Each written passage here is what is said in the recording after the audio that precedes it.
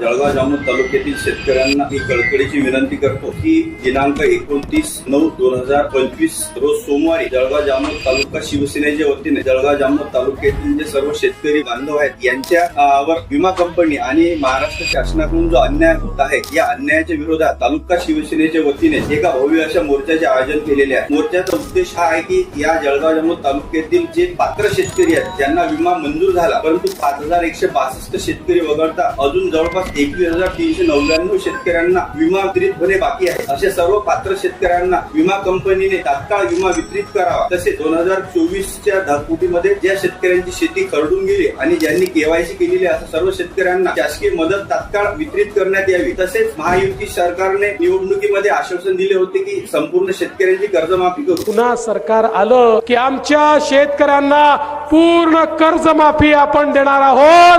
तर संपूर्ण शेतकऱ्यांची विनाट कर्जमाफी